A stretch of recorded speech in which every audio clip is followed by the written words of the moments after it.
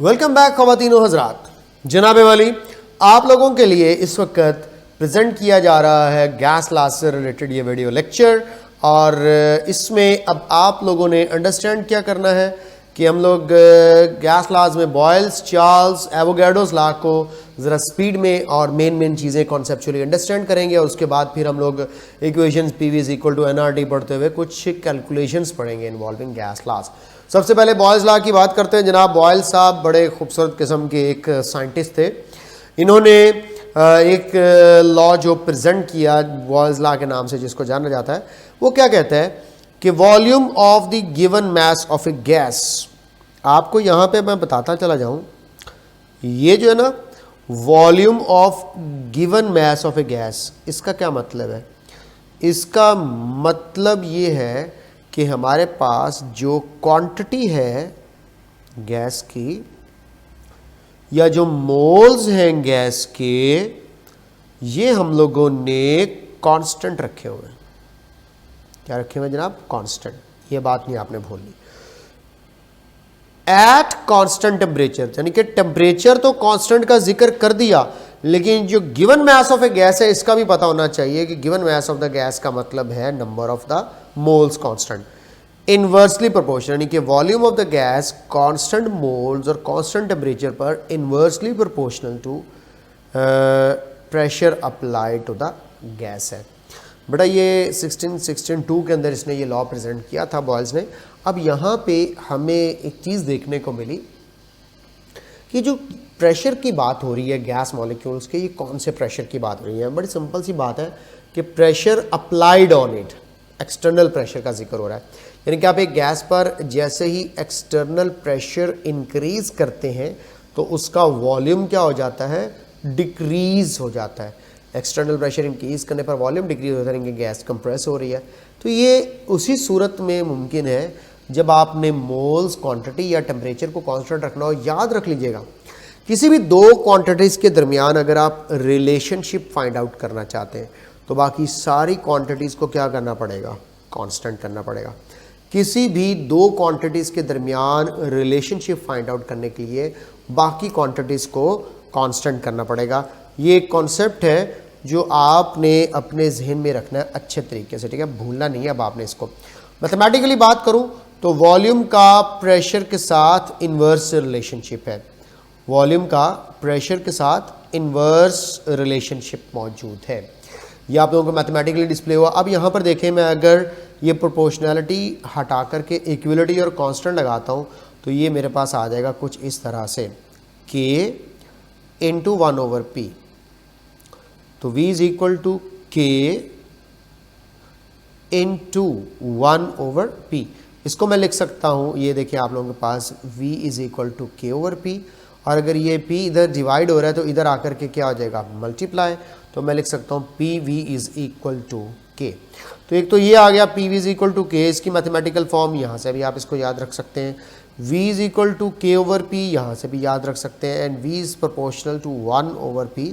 ये तीन mathematical form है पेपर में। अब आप लोगों को इसको घुमा के कैसे प्रेजेंट कर सकते हैं, इनके पेपर का क्वेश्चन क्या आएगा? इसको आपको ऐसे दे सकता है कि V/K is equal to P। तो ये रॉन्ग है, ऐसा नहीं हो सकता क्योंकि ये K हमारे पास, अब देखें K/P is equal to V है, तो ये P इधर आके V के साथ डिवाइड हो सकता है। K जो है वो डिवाइड, अब देखें K नहीं डिवाइड हो सकता।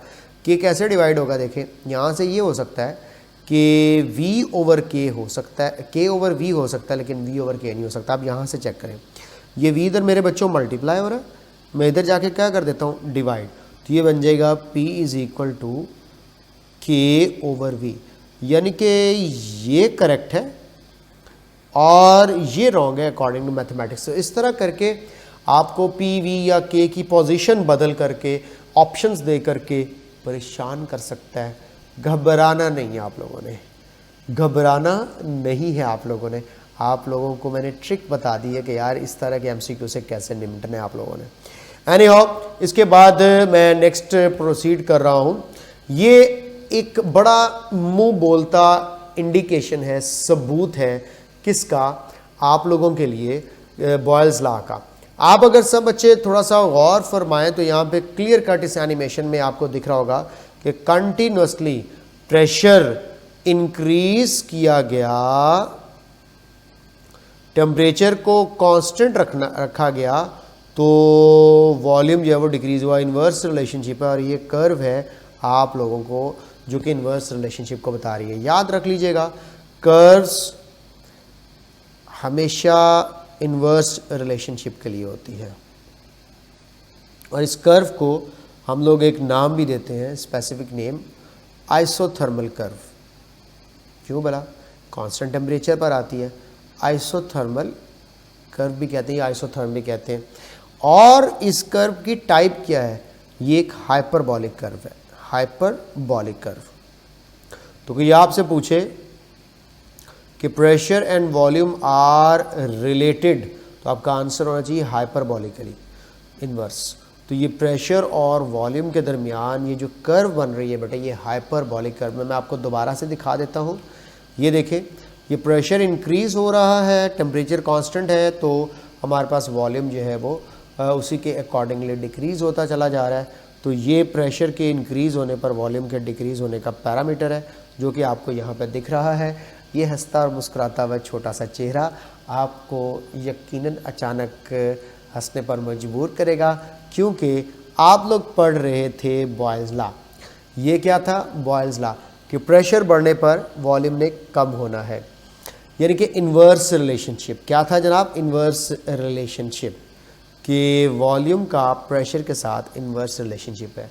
2020 के अंदर एक साइंटिस्ट शुएब साहब आए हैं और उन्होंने एक लॉ प्रेजेंट कर दिया है कि volume is directly proportional to the pressure. मैं आपको एक बात बता दूं, जब मैं बॉयल्स लॉ पढ़ाता हूं तो उस वक्त मैं कह देता हूं कि वॉल्यूम का प्रेशर के साथ इन्वर्स है, लेकिन यहाँ पे टेम्परेचर एंड मोल्स ये दोनों कांस्टेंट रखने पड़ेंगे। क्यों? अगर आपने टेम्परेचर चेंज किया तो भी वॉल्यूम चेंज होगा, अगर आपने मोल्स चेंज किए तो भी वॉल्यूम चेंज होगा। दोनों केसेस में वॉल्यूम चेंज होता है, क्योंकि वॉल्यूम का टेम्परेचर के साथ भी इन्फ्लुएंस है और वॉल्यूम का मोल्स के साथ भी इन्फ्लुएंस है, क्योंकि इन दोनों को कांस्टेंट रखूँगा तभी मैं प्रेशर के साथ रिलेशनशिप पता चलाऊँगा। अब जो मैं बात कर रहा हूँ यहाँ पे याद रख लीजिएगा, मैंने टेम्परेचर और मोल्स वाला ऐसा कोई सीन कांस्टेंट नहीं किया। ये सिर्फ एक छोटा सा कॉन्सेप्ट समझाने के लिए था कि जब बॉयल्स लॉ की बात की जाती है तो उसके अंदर एक्सटर्नल प्रेशर कंसीडर किया जाता है, उसको एक्सटर्नल प्रेशर को प्रेफरेंस दी जाती है, एक्सटर्नल प्रेशर के लिहाज से डिस्कस किया जाता है, ना कि इंटरनल प्रेशर।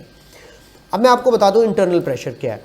मैं एक गैस को, ये मैं आपको थोड़ा सा बता दूं ना कि मेरे एक्चुअली इस बात करने का मकसद क्या था। एक गैस को मैं हीट करता हूँ और आप लोगों को अभी मैं अपनी प्रीवियस वीडियो में बता के आ रहा हूँ, gases expand on heating. Gases को हीट करें तो वो एक्सपैंड होती हैं, एक्सपेंशन उनकी जो है वो हीटिंग करने पर होती है। अब आप जब एक गैस को हीट करते हैं तो उसके मॉलिक्यूल्स जो हैं उनके दरमियान, उनके अंदर काइनेटिक एनर्जी बढ़ जाती है टेम्परेचर बढ़ाने की वजह से। जब टेम्परेचर बढ़ता है, काइनेटिक एनर्जी बढ़ती है, तो collisions of the gas molecules container के अंदर इंक्रीज हो जाते हैं। जैसे कोलिजन्स इंक्रीज होंगे, प्रेशर भी इंक्रीज हो जाएगा। और अब आपको पता है कि ये इंटरनल प्रेशर होगा, यानी कि यहाँ पे एक गैस को अगर मैं हीट करता हूँ तो ये अगर एक्सपैंड हो रही है तो एक्सपेंशन के साथ वॉल्यूम इंक्रीज हो रहा है। अब आप मुझे बताएं, अंदर प्रेशर बढ़ता है, उस प्रेशर की वजह से पिस्टन अपवर्ड मूव होता है और वॉल्यूम इंक्रीज हो जाता है। यानी कि इंटरनल प्रेशर की अगर मैं for at that instant of time बात करूँ, टेम्परेचर कांस्टेंट नहीं कर रहा हूँ क्योंकि मैं टेम्परेचर बढ़ा रहा हूँ, बॉयल्स लॉ की तो बात ही नहीं हो रही है, मैं तो बात कर रहा हूँ इंटरनल प्रेशर की। जैसे मैं हीट करता हूँ, टेम्परेचर बढ़ाता हूँ, काइनेटिक एनर्जी बढ़ती है, कोलिजन्स बढ़ते हैं, इंटरनल प्रेशर बढ़ता है, जिसकी वजह से गैस एक्सपैंड हो जाती है। तो प्रेशर इंटरनल बढ़ने से वॉल्यूम भी इंक्रीज हो रहा है, तो इसका मतलब है इंटरनल प्रेशर के साथ प्रेशर का डायरेक्ट रिलेशनशिप बनेगा। बॉयल्स ने क्या किया है, एक्सटर्नल प्रेशर की बात की है और उसमें टेम्परेचर और मोल्स को कांस्टेंट रखा है। तो फिर इन्वर्स रिलेशनशिप बनता है, जब आप एक्सटर्नल प्रेशर बढ़ाओगे वॉल्यूम कम होगा, लेकिन इंटरनल प्रेशर बढ़ाने के लिए आपको टेम्परेचर बढ़ाना पड़ेगा, यानी कि उसमें टेम्परेचर कांस्टेंट वाला कोई सीन नहीं होगा। पल्ले पड़ी है कुछ बात कि नहीं? आप कहेंगे सर समझ आ गई है और इस बच्चे को मेरी तरफ से सर स्टार दे दिया मैंने, इसकी बड़ी प्यारी जो है वो स्माइल थी। आगे चल रहा हूँ मैं, graphical representation of Boyle's law.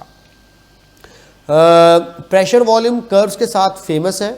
ये लिया वॉल्यूम मैंने अलोंग वाई एक्सिस और ये लिया मैंने प्रेशर अलोंग एक्स एक्सिस। और बेटे ये जो कर्व आई है इसके बारे में बता चुका हूँ, ये एक हाइपरबॉलिक कर्व है, इसको आइसोथर्म भी कहते हैं, आइसोथर्म और हाइपरबॉलिक कर्व। बेटा इस वक्त ज़रा देखिएगा ये कर्व मैंने किस टेम्परेचर पर बनाई है, 0 डिग्री सेल्सियस पर। 0 डिग्री सेल्सियस पर ये पूरी की पूरी कर्व एक कांस्टेंट कर्व की सूरत में आप लोगों के सामने आपको दिखाई देगी। अब यहाँ पे आप लोगों को पता होना चाहिए कि फॉर एग्जांपल अगर ये 0 डिग्री सेल्सियस कांस्टेंट टेम्परेचर की कर्व है, टेम्परेचर बढ़ाने पर क्या होगा। आप लोगों को एक यहाँ पे बात बता दूँ कि इट डजेंट मैटर कि आप वॉल्यूम और प्रेशर को इंटरचेंज कर दो, तब भी आपको यही कर्व ही मिलेगी। यानी कि आप लोग एब्सिसा और ऑर्डिनेट पर जो है वो नोमिनेटर और डिनोमिनेटर को यहाँ पे एक्सचेंज, यहाँ पे जो है वो एक्सचेंज भी कर सकते हैं डिपेंडेंट को और वेरिएबल को। बट यहाँ पे आप लोग टेक्स्ट बुक के मुताबिक देखोगे तो जो ग्राफ है वो मैंने आपके सामने डिस्प्ले कर दिया। अब पॉइंट क्या है, अगर मैं टेम्परेचर बढ़ाता हूँ upon increasing temperature what will happens, आपको पता है अपॉन इंक्रीजिंग टेम्परेचर, और टेम्परेचर को बढ़ाकर दोबारा से क्या कर दिया कांस्टेंट। फॉर एग्जांपल टेम्परेचर 0 से बढ़ाकर मैंने किया 25 डिग्री सेल्सियस। अब मैं देखता हूँ क्या होगा, मुझे 25 डिग्री सेल्सियस पर दोबारा एक नई कर्व मिलेगी, लेकिन वो कर्व दोनों एक्सिस से अवे होगी। लाइक वो वॉल्यूम एक्सिस से भी दूर होगी, प्रेशर एक्सिस से भी दूर होगी। आपको पता होना चाहिए ये बात कि जब आप टेम्परेचर इंक्रीज करेंगे तो डेफिनेटली वॉल्यूम इंक्रीज हो जाएगा। यानी कि अगर मैं आप लोगों से कहता हूँ कि PV is equal to K, ये जो इक्वेशन थी बॉयल्स लॉ की, यहाँ पे लगे आता हूँ एक दो और भी इंपॉर्टेंट कॉन्सेप्ट्स आपको बता दूँ। बेटा कोई आपने कभी पेपर में ये सवाल जो है वो देखा है, सॉल्व किया, क्योंकि ये क्वेश्चन आता है कि बॉयल्स लॉ कांस्टेंट K जो है ये किस पे डिपेंड करता है। बेसिकली ये डिपेंड्स अपॉन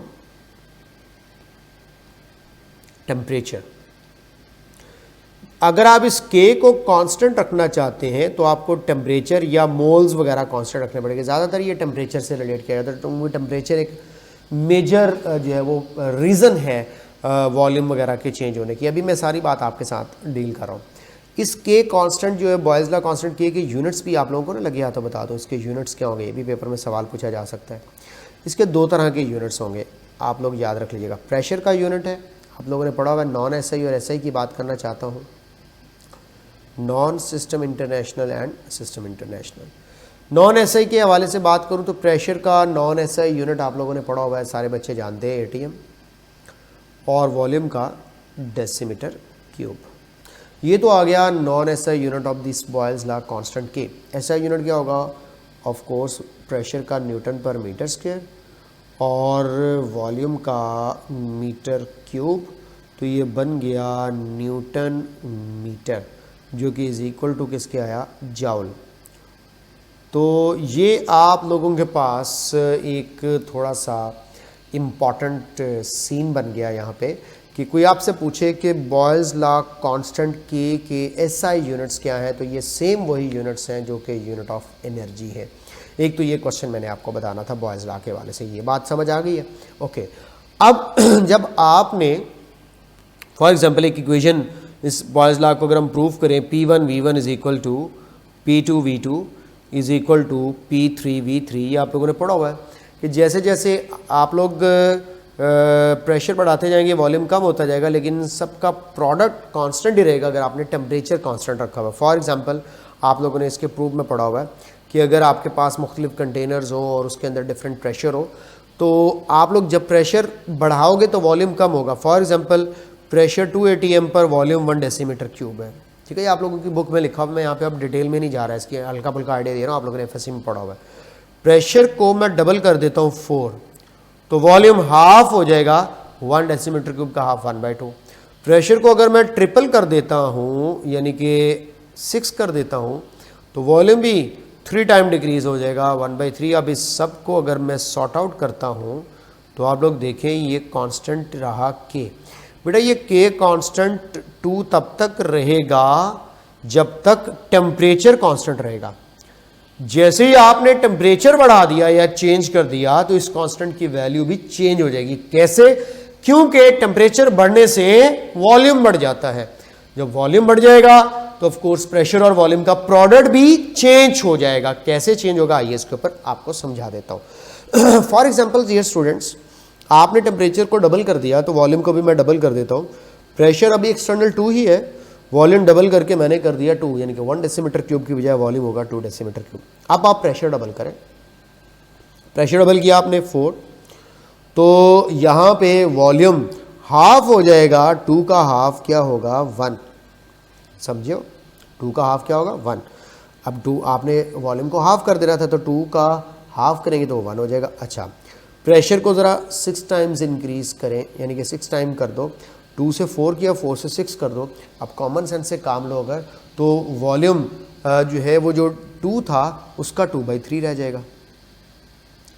ठीक है जी, जितना जो वॉल्यूम है उतना उसी हिसाब से जो है वो बेटे कम होता चला जाता है। तो इस बात को आप लोग जहन में रख लो कि 2 का हाफ 1 है जब प्रेशर डबल है, और अगर प्रेशर ट्रिपल है तो 2 3 टाइम डिक्रीज हो जाएगा। अब देखते हैं कि इसका आंसर क्या आता है। 2 2s are 4, और इसको देखें तो ये भी 4, 3 2s are 6 और 2 2s are 4। अब कांस्टेंट वैल्यू है तो फिक्स्ड, लेकिन है कितनी 4। के बढ़ गया, के कांस्टेंट टेम्परेचर के ऊपर कांस्टेंट है। जैसे टेम्परेचर बढ़ेगा के की वैल्यू बढ़ेगी, तो फिर एक रिलेशनशिप भी ना डिराइव कर लें, के का टेम्परेचर के साथ डायरेक्ट रिलेशनशिप है। बॉयल्स लॉ का के टेम्परेचर के बढ़ने से बढ़ेगा। अब आप देखो एक के इस टेम्परेचर कर्व पर होगा और एक के इस टेम्परेचर कर्व पर होगा। जब तक टेम्परेचर कांस्टेंट है तब तक ये कर्व कांस्टेंट है। और अब आप मुझे बताएं कि अगर मैं यहाँ पे 3 डिफरेंट कर्व्स आपको बना के दे दूँ, जैसा कि यहाँ पे 2 डिस्प्ले हुई हुई और एक मैं डिस्प्ले कर देता हूँ। ये कर्व 1 है, ये कर्व 2 है और ये कर्व 3 है। और आपसे अगर पूछा जाए इनमें से सबसे हाईएस्ट टेम्परेचर क्या होगा, जो कर्व जितनी दोनों एक्सिस से दूर होगी वो उतने हाईएस्ट टेम्परेचर पर होगी। तो T2 से ग्रेटर है T1 से ग्रेटर है T2, T2 से ग्रेटर है T3 और T3 से ऑफ कोर्स ग्रेटर होगा T4। तो ये था बॉयल्स लॉ से रिलेटेड इस ग्राफ के अंदर एक बड़ी इंपॉर्टेंट इन्फॉर्मेशन जो आप लोगों के साथ में शेयर कर रहा था कि के कांस्टेंट तब तक कांस्टेंट रहता है जब तक आप लोगों को इसके अंदर टेम्परेचर को कांस्टेंट रखना पड़ता है। जैसे टेम्परेचर चेंज होगा ये भी चेंज होगा। तो बेटा ये रहा अब इसका दूसरा ग्राफ। और आपको मैं बताता चला जाऊँ, यहाँ पे आप लोगों को एक बात अच्छे तरीके से जहन में रख लेनी चाहिए कि प्लॉट ऑफ ग्राफ अगर किया जाए प्रेशर और इनवर्स ऑफ वॉल्यूम, अब इसका मतलब है प्रेशर एंड वॉल्यूम तो इनवर्स थे तो ग्राफ कर्व आ रही थी, लेकिन जब आप एक वैल्यू इनवर्स का दोबारा इनवर्स कर दो तो इनवर्स ऑफ इनवर्स क्या बन जाता है, डायरेक्ट बन जाता है। ये बात बड़े आसानी से आप समझ सकते हैं कैसे। ये देखो प्रेशर वॉल्यूम के इनवर्स है, लेकिन अब अगर मैं प्रेशर का और इनवर्स ऑफ वॉल्यूम का देखूं रिलेशनशिप तो वो क्या होगा, अब ये V ऊपर जाकर मल्टीप्लाई हो जाएगा। तो मुझे कह देना चाहिए कि pressure and inverse of volume का अब आपस में क्या बनेगा, डायरेक्ट रिलेशनशिप बन जाएगा। यानी कि मैं आप लोगों को ये कहना चाहता हूं कि वॉल्यूम को इन्वर्स करने पर 1/v करने पर 1/v और p का अगर ग्राफ बनाया जाए तो ये एक स्ट्रेट लाइन होगी, क्योंकि 2 दफ़ा इन्वर्स क्या बन जाता है, डायरेक्ट। इन्वर्स ऑफ इन्वर्स क्या होता है, डायरेक्ट। यानी कि मैं कहना चाह रहा हूँ कि प्रेशर और वॉल्यूम का इन्वर्स रिलेशनशिप, प्रेशर और वॉल्यूम का ग्राफ बनाओगे तो वो कर्व आएगी, लेकिन जब प्रेशर और इन्वर्स ऑफ वॉल्यूम का ग्राफ बनाओगे तो इनके दरमियान डायरेक्ट रिलेशनशिप बन जाता है। और डायरेक्ट रिलेशनशिप का ग्राफ जो है ऑफ कोर्स एक स्ट्रेट लाइन होगी। तो ये मैंने बता दी, इसका भी अब याद रख लिया आप लोगों ने। जैसे जैसे टेम्परेचर बढ़ाओगे ये स्ट्रेट लाइन एक्स एक्सिस से अवे होती चली जाएगी और वाई एक्सिस की तरफ मूव करती चली जाएगी। ये पॉइंट याद रखिएगा, T1, T2, T3। पेपर में सवाल है इन तीनों टेम्परेचर में से कौन सा टेम्परेचर ज़्यादा, तो आपने कहना ऑफ कोर्स T3 सबसे ज़्यादा टेम्परेचर है। अब इसकी रीज़न क्या है बेटा, इसकी भी सेम वही रीज़न है, क्या कि जब आप टेम्परेचर बढ़ाते हो तो वॉल्यूम बढ़ जाता है। फॉर एग्जांपल देखो ये इन्वर्स ऑफ वॉल्यूम इस तरफ लिया जा रहा है, T1 टेम्परेचर पर ये वॉल्यूम है, T2 टेम्परेचर पर ये वॉल्यूम है, T3 टेम्परेचर पर ये वॉल्यूम है। अब आप लोग देखें कि जब टेम्परेचर लो था, फॉर एग्जांपल 0 डिग्री सेल्सियस, तो ये आ गया हमारे पास इस वक्त एक वॉल्यूम। अब इन्वर्स तो राइट साइड पे इंक्रीज़ हो रहा है, लेकिन वॉल्यूम किस तरफ इंक्रीज़ हो रहा होगा? पीछे लेफ़्ट साइड पे, क्योंकि आप लोग ये 1/v ले रहे हो। 1/v अगर राइट साइड पे इंक्रीज़ हो रहा है, ये बात मैं आपको ऐसे समझा सकता हूँ, क्योंकि आप ले रहे हो यहाँ पे इन्वर्स वैल्यूज़। कुछ मासूम बच्चे होते हैं मेरे जैसे, उनको ये बात समझ में नहीं आती, समझा देता हूँ, क्या याद करोगे बेटा? ये ओरिजिन है, यहाँ से स्टार्ट ले रहा हूँ और मैंने 1/v इस तरफ इंक्रीज़ करना है, यानी कि मैं कहना चाहता हूँ कि 1/1000, 1/100, 1/10, 1/1, ये है इन्वर्स ऑफ वॉल्यूम की वैल्यू जो मैंने इस तरह ड्रॉ कर दी। अब देखो इसका आंसर क्या है? इसका आंसर आप कहेंगे सर 1 है, इसका आंसर 0.1 है, इसका आंसर 0.01 है, इसका आंसर 0.001 है। इन्वर्स का जो आंसर है वो राइट साइड पे इंक्रीज़ हो रहा है। लेकिन अगर मैं आपसे पूछूं यार ज़रा वॉल्यूम तो देख के बताओ, आप कहेंगे सर हुण सानू गल समझ आ गई, तुसीं की समझाना चाह रहे सो। ये देखिए बेटे, ये है इन्वर्स ऑफ वॉल्यूम का आंसर 1.1, 0.01, 0.00, तो इस तरह बढ़ रहा है। लेकिन अगर आप डिनोमिनेटर में पड़ा हुआ वॉल्यूम देखो तो ऑफकोर्स वॉल्यूम बढ़ेगा, तो 1/v कम हो जाएगा। तो वॉल्यूम किस तरफ को बढ़ रहा है? इस तरफ, ऑपोजिट साइड पे, यानी कि लेफ्ट साइड में। तो अब आप लोगों के पास देखें, T1 टेम्परेचर पर अगर ये वॉल्यूम है तो T2 टेम्परेचर पर ये वॉल्यूम होगा। ये वॉल्यूम बढ़ा है या कम हुआ है? बढ़ा है। इन्वर्स ऑफ वॉल्यूम कम हुआ है लेकिन वॉल्यूम बढ़ा है। इन्वर्स ऑफ वॉल्यूम कम हुआ है लेकिन वॉल्यूम बढ़ा है। और ये T3 टेम्परेचर पर और वॉल्यूम इंक्रीज हो गया। तो curves are moving away from both axis, but straight line of pressure and inverse of volume is moving away from x-axis towards y-axis. Straight line of pressure and inverse of volume is moving away from x-axis towards y-axis. ये याद रख लीजिएगा और ये relationship भी अच्छे तरीके से याद रख लीजिएगा। इसी तरह यहाँ पे अगर हम PV = K और प्रेशर का ग्राफ बनाएं तो एक आइडियल गैस के लिए ये हमारे पास एक स्ट्रेट लाइन आती है पैरेलल टू द x-axis। बेटा ये भी एक कांस्टेंट टेम्परेचर पर होगी और फॉर एग्जांपल ये भी वही मैं कहता हूँ 0 डिग्री सेल्सियस टेम्परेचर, और इसको भी मैं T1 दे देता हूँ। What happens to this curve when we increase the temperature? Again वही चीज़, टेम्परेचर इंक्रीज करने पर ये कर्व एक्स एक्सिस से वे होगी लेकिन रहेगी पैरेलल, क्योंकि अभी मैं आपको बता कर गया था टेम्परेचर और K का क्या रिलेशनशिप था, डायरेक्ट, जिसकी वजह से जैसे ही टेम्परेचर बढ़ेगा K की वैल्यू बढ़ेगी। फॉर एग्जांपल यहाँ पे 0 वैल्यू है, यहाँ पे 1 है, यहाँ पे 2 है, तो यहाँ पे 3 हो जाएगी, यहाँ पे 4 हो जाएगी। तो यहाँ पर भी मैं कह सकता हूँ कि T3, T2, T1। तो कर्व्स दोनों एक्सिस से दूर गई, स्ट्रेट लाइन एक्स एक्सिस से अवे टूवर्ड्स वाई एक्सिस गई, और ऑफ कोर्स स्ट्रेट लाइन जो कि PV और प्रेशर एक्सिस के साथ जो है वो बनाई गई है वो स्ट्रेट रही, but parallel to the x axis रहते हुए अपनी पोजीशन को चेंज करती गई। अब आपको पेपर में सवाल क्या दे सकता है? Which one of the following is correct graph of Boyle's law, या which one of the following is wrong graph of Boyle's law. इस तरह के मुख्तलिफ़ किस्म के क्वेश्चंस आपको पेपर के हवाले से जो है वो दिए जा सकते हैं। ये कोई इतना मुश्किल या इतना डिफ़िकल्ट टास्क बिल्कुल नहीं है। आप बेटा इसको क्वाइट ईज़िली जो है वो अंडरस्टैंड कर सकते हैं। और अगर यहाँ पे प्रेशर की बजाय हम लोग वॉल्यूम ले लें तब भी ग्राफ यही रहेगा, क्योंकि वॉल्यूम को भी अगर हम जो है वो बढ़ाते चले जाएंगे, इसका मतलब है एक्सटर्नल प्रेशर को क्या करते चले जा रहे हैं, कम करते चले जा रहे हैं। इन्वर्स रिलेशनशिप का मतलब ही यही होता है। तो ये जो ग्राफ है इनको अंडरस्टैंड करें। इसके साथ ये जो ग्राफ था आइसोथर्म वाला या हाइपरबॉलिक कर्व वाला, इसको याद रख लीजिएगा।